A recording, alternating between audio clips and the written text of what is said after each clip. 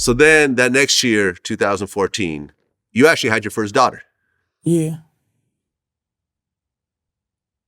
I mean, having a kid usually is a life-changing experience. Having a daughter is an even more life-changing experience for a man.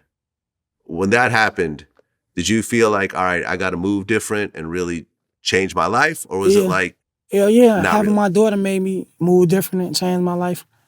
Because shit, if I ain't had my daughter, I probably would have still been doing a lot of dumb shit and still been in the streets heavy like how I was. So I know having my daughter changed a lot of shit.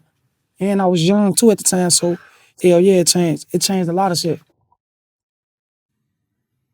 Right, because you were how old at the time? 21? Like, yeah, probably like 20. Yeah, 2021, exactly. Yeah, 2021. Well, and I think that same year, you actually ended up getting arrested on a gun charge, and you claimed that the Chicago police actually planted the gun on you? Yeah, they did plant the gun on me because the gun went under my seat. It was like 5 of us in the car, but they knew who I was.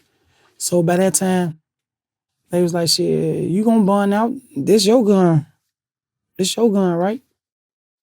So that's how I got locked up. I think, was it around that time? You know, you're still signed to Def Jam, and I guess there was some sort of situation, you mentioned on academics, in the studio where things went crazy and something got broken and guns got pulled out and some other shit? Hell yeah, like downtown in the studio, I had just signed to Def Jam. Like, shit, they booked the session. And it was like, some girls was in our studio session. We young, you know, we got a group full of girls in there. So some more group full of girls coming out. Now they get to fighting. Then that bitch fighting. That shit led to all type of shit. Like, they bust a big window on the studio. Like, you know, I think, matter of fact, was this CRC? No, I don't think this was CRC, folk, but it's like, that shit was downtown. I think it was CRC, if I'm not mistaken. They bust a big glass on the front window, like $50,000 glass we had to pay for. They was crashing to all the cars that was in front of the studio.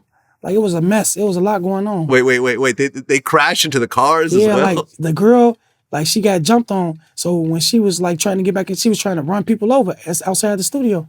Whoever was outside the studio. Wow. Okay. And after all the dust settled, you got left with the bill. Man, yup.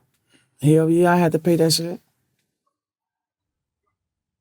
Okay. And was that like after that you ended up leaving Def Jam? Yeah, hell yeah, I had to leave Def Jam because they made me pay for it. Yeah. Okay. And then that next year you dropped the Super Vultures EP with Lil Durk. Yeah.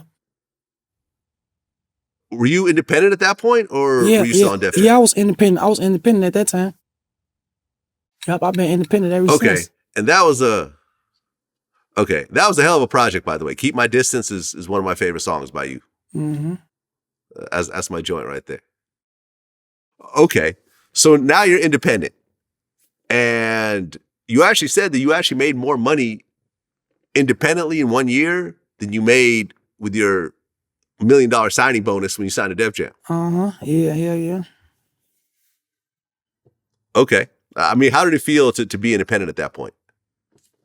I don't know. It felt good, actually, because it was like the label, I wasn't waiting on them no more. I ain't have to wait on no label. I ain't have to wake up and be like, what the label on? Is they going to get behind this? Is they going to do this? Is they going to do that? Instead of just going. When I knew I was independent, I knew I couldn't depend on no label. I had to just go and just make it happen myself. Yeah. Yeah, I mean, I think in general, I mean, it's cool to sign to a major and get your name up and get radio play and get that machine. But at one point, once you figure out the game, yeah, you can make way more money. You know, all the stream money. I mean, because from what I understand, when you sign to a major label, they pretty much keep most of the stream money. You get the show money. Yeah, you know what I'm saying? You don't see none of that money. They're going to recoup. Yeah, you don't see none of that money you don't see none of that money that's getting sold on the internet. You don't get none of the screaming money because they got to recoup their money back that they spent on you. So why? Yep, so why? Exactly. Why do some sign and stuff when you could be independent and you could get all the screaming money yourself?